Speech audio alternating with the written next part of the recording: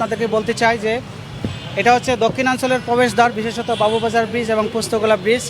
এই ব্রিজের আশপাশে এই এরিয়াগুলোতে আপনার যত্রতত্রভাবে পার্কিং হওয়াতে এবং পাশাপাশি ফুটপাত দখল করাকে কেন্দ্র করে আমরা দেখছি যে অবিরতভাবেই জ্যাম হচ্ছে, যার ফলে আমাদের যারা দায়িত্বশীল এখানে রয়েছেন, বিশেষ করে ট্রাফিক বিভাগের, তারাও হিমশিম খেয়ে যাচ্ছে।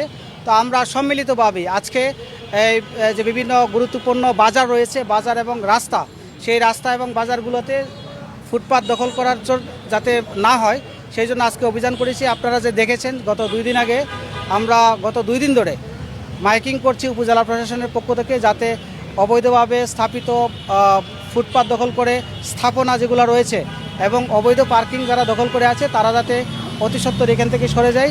এবং আমরা ইতিমধ্যে এর ফলশ্রুতিতে দেখেছি যে অনেকে এখান থেকে সরে গিয়েছে এবং পাশাপাশি আমরা দেখেছি কিছু জায়গায় এর ব্যত্যয় ঘটেছে। আমরা সেক্ষেত্রে তাদেরকে অর্থদণ্ড করেছি এবং কয়েকজনকে ইনস্ট্রাকশন দিয়েছি আগামী ঘন্টা 2-এর মধ্যে যদি এগুলো সরিয়ে না যায় তাহলে আমরা এগুলো জব্দ করব এবং পাশাপাশি জেল জরিমানার ব্যবস্থা করব।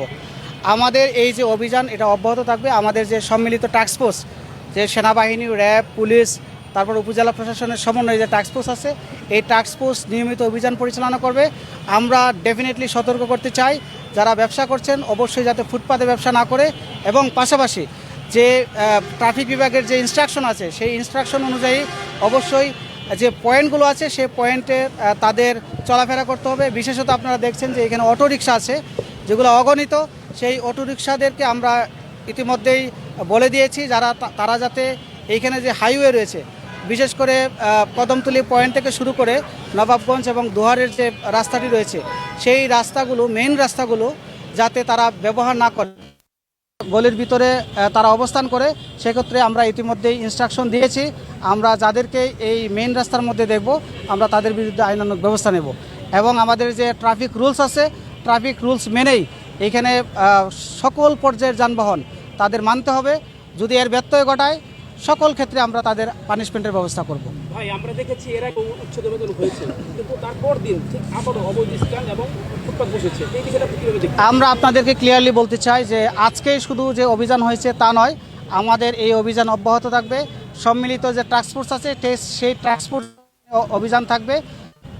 দেখছেন যে যথারীতি দায়িত্ব পালন করছে ট্রাফিক বিভাগ এবং পাশাপাশি আপনাদেরকে এটাও বলতে চাই যে গুরুত্বপূর্ণ পয়েন্টগুলোতে আমাদের মোবাইল কোর্ট পরিচালিত হবে। সেইখানে যদি আমরা এর ব্যত্যয় পাই অবশ্যই আমরা এখানে কোনো ধরনের দ্বিধা করব না, আমরা আইনের আওতায় নিয়ে আসবো। দেখলেন যে বিভিন্ন জায়গায় যে দোকান বসিয়ে প্রায় 5-7 বছর ধরে ভাড়া খাচ্ছে এবং এই ভাড়াগুলো এবং তারা স্বীকারও করলো ভাড়া দিচ্ছে, কাকে দিচ্ছে এবং এগুলো ফাইন্ড আউট করে তাদেরকে আইনের আওতায় আনবেন কিনা।